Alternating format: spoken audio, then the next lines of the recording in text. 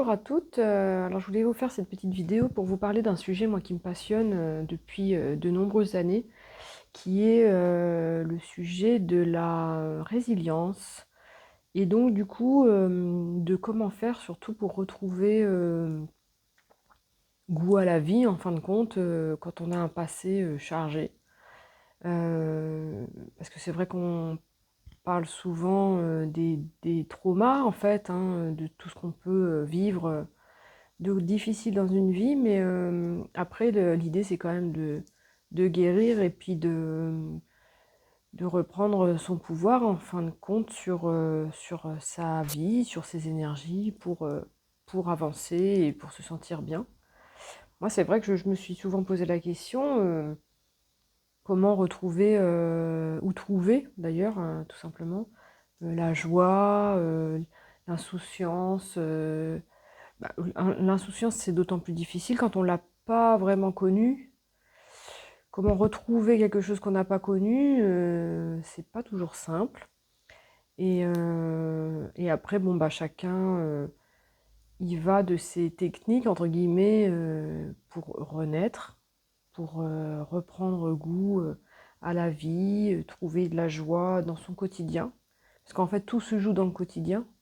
Euh, c'est presque un, un défi de chaque jour que de se créer une nouvelle vie euh, en étant guéri finalement.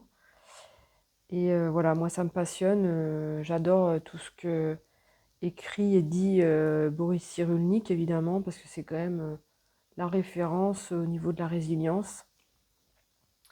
Et bah, c'est la preuve vivante qu'on peut se sortir d'à peu près tout. Enfin, lui, c'est quand même quelqu'un qui sort des camps de concentration, qui a vu toute sa famille massacrée, alors qu'il était qu'un petit garçon, quoi. Et du coup, il en a fait une force. Et en plus, il en a fait bah, sa mission de vie, puisque son métier, oui, aujourd'hui, c'est ça, c'est d'apprendre aux gens et d'aider les gens à faire de leurs épreuves de vie des forces. Moi, je trouve ça passionnant et pour avoir un vécu relativement chargé et un passé compliqué. Euh, Bah, aujourd'hui, moi, c'est vraiment mon, pas depuis longtemps maintenant, mais c'est vrai que c'est mon leitmotiv dans la vie, c'est de faire une vie, en fait, de me faire une vie comme celle dont je rêvais quand j'étais enfant, finalement. Euh, avant tout on va dire, les aléas de la vie, si on veut dire ça comme ça. En tous les cas, avant les épreuves. Et je trouve ça hyper important de savoir ce qui nous fait du bien à nous pour renaître et continuer sa route. Alors moi, dans ce qui m'a aidé pour renaître, en fait, bah déjà j'ai été aidée, j'ai été suivie hein, au niveau psycho.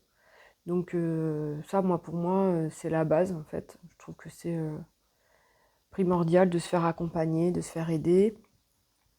Après, c'est pas toujours évident parce on tombe pas forcément tout de suite sur le bon thérapeute, la bonne personne qui va vraiment matcher avec nous, mais ça vaut vraiment le coup de persister pour trouver la personne avec laquelle on se sent vraiment à l'aise et avec laquelle on sent qu'on peut vraiment avancer. Donc ça, c'est super. Le yoga, moi, je sais pas, ça m'a ouvert des portes ou ça m'a ouvert quelque chose en fait en moi qui m'a permis de me poser et ouais, de me détendre, de calmer les émotions. Euh, Après, moi, il y a eu la spiritualité. Je me suis ouverte à ça aussi, alors qu'avant, j'étais vraiment fermée à tout ça. Et puis, finalement, quand j'ai rencontré la kinésio, euh, beaucoup de choses se sont ouvertes à moi quand même à ce moment-là. Et du coup, j'ai commencé à voir les choses différemment. Les cartes ont suivi de très, très près, quoi. Le tarot, les oracles. Ça m'a énormément aidé et ça m'aide encore aujourd'hui plus de 10 ans après, je trouve que ce sont des outils, mais magiques, en fait, d'évolution, quoi, de développement personnel, hein, comme on dit. Mais c'est vrai que pour moi, en tous les cas, ça a été un outil formidable, et ça l'est toujours. La lecture, évidemment, toujours s'instruire et se documenter sur les sujets qui nous intéressent pour apprendre à se connaître aussi. Moi, je sais quand j'ai découvert un livre que j'avais lu sur l'hypersensibilité, alors là, j'avais l'impression qu'on parlait de moi et ça faisait vraiment du bien et plaisir. Le sport, moi, m'aide beaucoup aussi. Enfin, il y a plein de choses à faire, à mettre en place au quotidien pour se créer la vie dont on rêve. Et moi, ce que je veux dire surtout, c'est que il y a vraiment de l'espoir à avoir, en fait. Et c'est pas parce qu'on a eu un passé vraiment pas top, quoi. Si on peut dire ça comme ça, pour être gentil. Et c'est vraiment pas parce qu'on a eu un passé compliqué qu'on peut pas avoir une vie sympa, en fait, avec plein de belles choses. Aussi, créer un couple aligné et dans lequel on se sent bien, avoir des amis proches avec lesquels, pareil, on se sent accepté et aimé. Enfin, il y a tout un contexte à recréer et c'est totalement possible, fort heureusement. Maintenant, c'est vrai que ça demande toujours du travail, de la réflexion. Ça, c'est évident. Euh, mais bon, moi, je me dis toujours qu'on n'est pas venu ici pas venu sur Terre pour mater Netflix en mangeant du popcorn, quoi. Donc, on n'a jamais dit que la vie, c'était quand même une courbe de jouvence, hein. Il y a quand même des défis à relever. Et puis, pour moi, c'est un peu le but aussi de l'incarnation, quoi. C'est quand même d'évoluer. Et bon, c'est rare d'évoluer en douceur. Enfin, moi, je crois pas qu'on puisse évoluer vraiment dans la douceur et vraiment dans la ouate, quoi. Donc bon. Donc voilà ce que je voulais vous dire par rapport à ça.